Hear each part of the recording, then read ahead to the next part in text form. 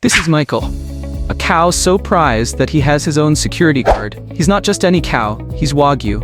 And in the world of premium beef, Wagyu isn't just meat. It's an experience, a symbol of perfection, a work of edible art. But what makes Wagyu so special? Why are people willing to pay thousands of dollars for just one steak? And what goes into raising a single cow that can be worth more than a luxury car?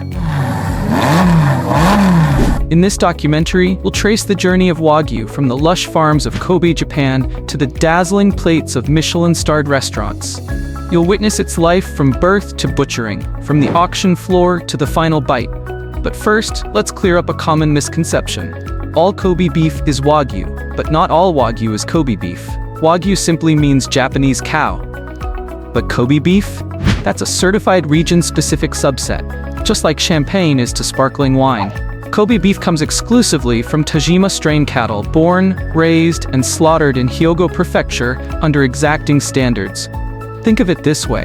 Wagyu is your high-end sports car. Kobe is the limited edition Ferrari with hand-stitched leather interiors.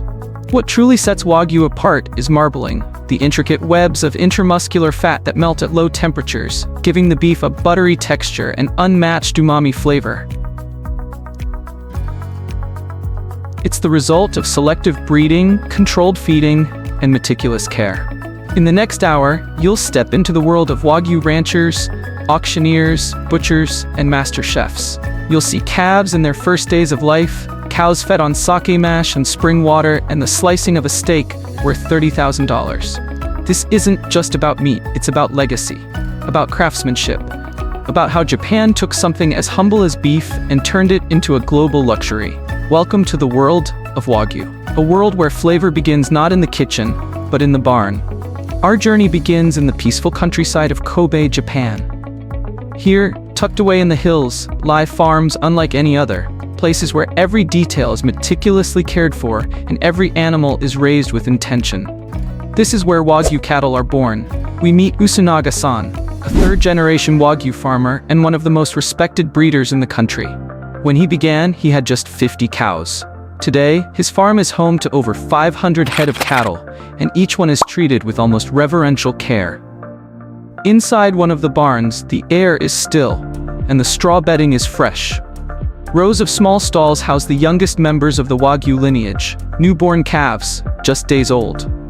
Each calf is bundled in a custom-made jacket to keep it warm during the colder months. These are the baby babies, as Usunaga affectionately calls them. The calves weigh only 25 to 30 kilograms at birth, about the size of a large dog, but they grow fast. They gain about 1 kilogram per day, he explains. In just 3 to 4 months, they'll be 10 times their current weight. That's nearly 10 times faster than a human baby. But growth is only one part of the equation. What matters more is how they grow. Wagyu cattle are not left to roam freely like typical pasture-raised cows. Their movement is intentionally limited, not to restrict them, but to reduce muscle tension. Less muscle means more fat. More fat means more marbling. Every calf is also monitored individually. Their feeding schedules, health records, and growth rates are tracked daily. Nothing is left to chance. Each one has a numbered yellow tag clipped to its ear, a 10-digit code that can trace the cow's entire life story. When it was born, where it was raised, who raised it, and how it was fed. It's this level of detail that forms the backbone of the Wagyu industry. In Japan, this isn't just farming, it's legacy building. Usunaga leads us to the next barn, where the teenagers live. Cattle age between 1 to 3 years. Their size is astonishing. 1-year-olds already dwarf the average adult human. And by the time they reach maturity, many weigh upwards of 700 kilograms, or over 1,500 pounds. Some have even reached 950 kilograms, nearly a metric ton of living, breathing Wagyu. As we walk past, the cows raise their heads in unison. They're calm, curious, and completely unbothered by our presence. They have personalities, Usunaga says. They get excited when they smell someone new. Despite popular myths, Wagyu cows are not massaged daily or made to listen to Mozart around the clock. It's mostly exaggeration, Usunaga laughs. But what is true is that the environment matters. The cows are raised in peace, away from stress. That's the secret.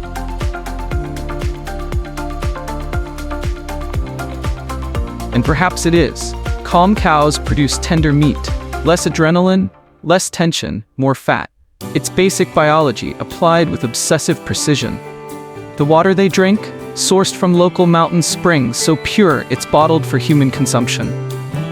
They drink better water than most people, Usunaga jokes. In the world of Wagyu, nothing is ordinary. From the moment these calves take their first breath, their path is carefully shaped toward excellence, toward value, and ultimately, toward history. They are born not just to grow, but to become something greater. You are what you eat, and for Wagyu cattle, what they eat is nothing short of gourmet. Back on Usunaga-san's farm, we step into a feeding barn where the air is thick with the scent of fermentation, sweet, sour, and earthy all at once. It's here that the secret to Wagyu's world-famous marbling begins to take shape.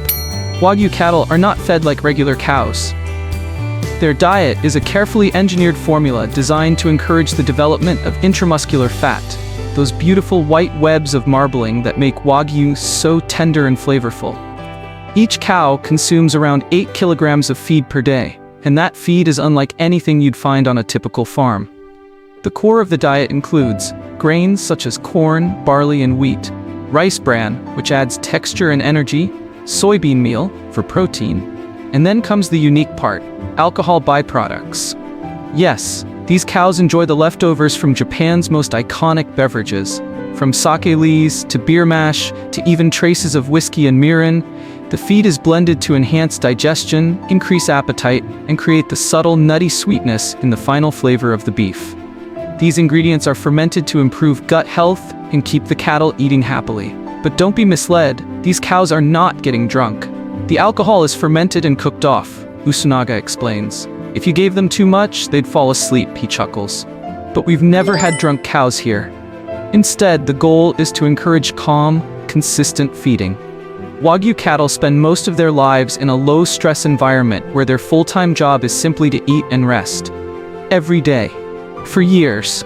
This limited movement, combined with a high-calorie diet, leads to steady fat deposition inside the muscles, instead of on the surface or around the organs like other cattle breeds. The result? That signature Wagyu marbling, the hallmark of luxury beef. Even the water plays a role. Wagyu are given fresh natural spring water, clean, mineral-rich, and cool, the same water humans in the region drink. It sounds excessive, but every element of the environment is part of the equation. Feeding continues over several phases. The first year is focused on basic growth. After that, the cows enter the fattening phase, which can last up to 600 days, almost double the time taken to raise regular cattle. Usunaga shows us how feed is mixed on site, with a giant machine that blends all the ingredients into soft, warm piles of nutrient-dense food. The scent is surprisingly pleasant, a mix of sweet molasses, grains, and something almost fruity. Like fig Newtons and raisins, one visitor remarks. The cows gather around patiently, chewing slowly and deliberately. There's no rush here, no noise, just quiet chewing, the occasional grunt, and the gentle hum of fans overhead. It's in this setting, quiet, consistent, almost meditative, that Wagyu cattle do what they were born to do: gain weight, build marbling, and grow into culinary legends. For Usunaga and others like him, the feeding process is both science and art. We don't just feed the cows, he says, we cultivate the flavor. And it's a flavor unlike any other in the world. Raising Wagyu is one thing, recognizing greatness is another. On the farm, surrounded by hundreds of nearly identical black-coated giants, Usunaga-san stops and points to a specific cow. That one, he says, that one will be special. But how can he tell? There's no computer, no scanner, no DNA test, just his trained eye and decades of experience. Usunaga walks around the cow, paying special attention to the back. The sirloin area, he explains, tells you a lot. A well-developed loin with width, firmness, and a certain curve suggests high intramuscular fat. Not all cows, even among purebred Wagyu, will develop that signature marbling. Spotting potential early is key. Weight also matters. On average, a full-grown Tajima Wagyu, the bloodline behind Kobe beef, can reach 700 kilograms, over 1,500 pounds. But the true champions have gone as high as 950 kilograms. Still, it's not just about mass, it's about proportion. Bone structure, muscle tone, posture, even behavior. Usunaga gently guides one of his cows with a lead rope. It doesn't pull or resist, it follows calmly. Temperament plays a role too, he says. Stress affects marbling. In the world of Wagyu, where perfection is measured in delicate threads of fat, the difference between good and legendary often starts long before the animal reaches the butcher. It starts here, with a glance, a gut feeling, and a lifetime of intuition. This is not guesswork, this is craft. From the quiet pastures, the journey now moves to one of the most exclusive markets in the world, the Wagyu auction house. Located in the heart of Hyogo Prefecture, this facility is not open to the public. Only certified buyers, brokers, and specialists are allowed inside. To enter, you must be invited and connected. We're guided in by Yamamoto-san, a seasoned buyer with decades of experience. Every day, he says, hundreds of Wagyu are sold here. Some fetch prices that rival sports cars. The room is a mix of tradition and high technology. Buyers sit behind keypads, ready to place silent electronic bids in a system as fast as it is fierce. But what are they bidding on? Not live cattle, but carcasses. The cows have already been slaughtered and carefully cleaned. Now, each carcass is displayed, cut in half, revealing the cross-section of marbled beef. It's a visual feast for experts. Two main criteria determine value. Yield grade A, high, B, average, or C, low. Marbling score 1, poor to 5, exceptional. The Holy Grail? A5, the absolute best of the best. Each carcass has stamps, tags, and certifications to prove its origin, lineage, and quality. One particular cow stands out. It has everything: size, symmetry, and dazzling marbling. This is the reward cow, the highest-rated Wagyu of the day. Only one wins this title each auction. The bidding escalates quickly. 1 million yen, 2 million, 3 million, finally sold. Behind every winning bid is not just a transaction, but a celebration of craftsmanship. And for that cow, the next chapter is just beginning. The prized cow has been sold, but its journey is far from over. Now, it enters the hands of a master craftsman, the butcher, or as many call him, the meat artist. In a temperature-controlled room that feels more like a laboratory than a butcher shop, precision is everything. The butcher wears multiple layers of hygienic clothing. His tools are surgical, his movements rehearsed. Before cutting, he studies the carcass. Each line of marbling, each muscle contour, tells him where to begin. He starts by trimming the thick outer fat, revealing the glowing white and red mosaic beneath. From there, he isolates premium cuts, tenderloin, ribeye, sirloin, preserving as much marbling as possible. But this isn't just about portioning, it's about presentation. The butcher uses Wagyu fat to shape the cuts, arranging them like flower petals. Each platter looks more like an art installation than raw meat. Nothing is wasted. Every cut, no matter how small, is handled with care. For Wagyu, every gram has value. This is not just processing, it's honoring. A tribute to the animal, the farmer, and the centuries of craft that made it possible. From the butcher's table, Wagyu now enters its final and most spectacular stage, the kitchen. At Wagyu Mafia, an exclusive members-only restaurant in Tokyo, Chef Hama, known as the Prince of Kobe Beef, prepares 3 extraordinary dishes. First, Wagyu sushi. Thin slices of raw A5 Kobe beef are placed gently atop rice seasoned with sake. Topped with sea urchin, caviar, and brushed with aged soy sauce, it's a one-bite explosion of umami. Second, yakiniku, grilled beef tongue. A rare delicacy cut with surgical precision, scored for texture, and grilled over Japanese charcoal. Finished with only a pinch of salt, it's smoky, tender, and impossibly flavorful.